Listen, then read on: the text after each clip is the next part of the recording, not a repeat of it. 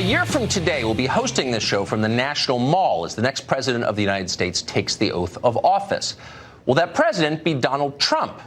Well, as of tonight, Republicans in Washington feel confident that it will be. The official economic numbers are strong. The Democratic primaries are a freak show. Elderly socialists accusing each other of thought crimes. Republicans are starting to think that victory is assured. And that's a mistake. America remains as divided as it was 3 years ago. So no matter what happens, nobody is going to win this election in a national landslide. Those don't happen anymore. Trump could lose. Will he lose? Well, that depends entirely on what he runs on. In 2016, Donald Trump defeated more than a dozen Republicans and then Hillary Clinton by running as an insurgent, a man from outside the system, flipping the bird to the elites within. Virtually everything Trump said reinforced that message. The people who run this country are clueless. They have no idea what they're doing. They don't care about you. They've hollowed out our economy, crushed the middle class. They've screwed up our foreign policy. They left the door open on our southern border. They're children playing at leadership, and they've gotten rich doing it. The result is a national catastrophe. Now, Trump's campaign summed up that message in a single phrase: make America great again. In other words, let's not lie to ourselves. This is a disaster. The good news is we can fix it. Now, the people in charge hated to hear that, of course, because it implicated them.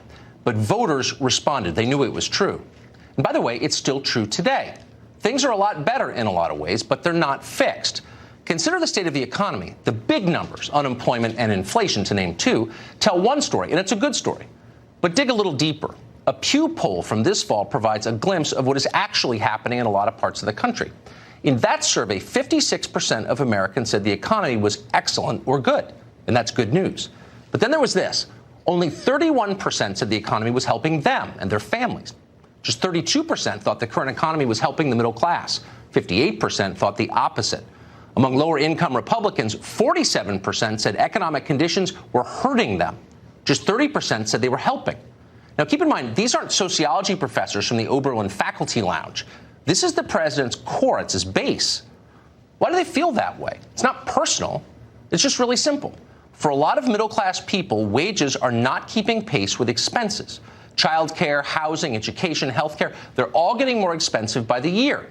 The student loan bubble is still inflating. It's burdening young people with debts so large they can't start families. Now, these are economic problems, but they require a political solution.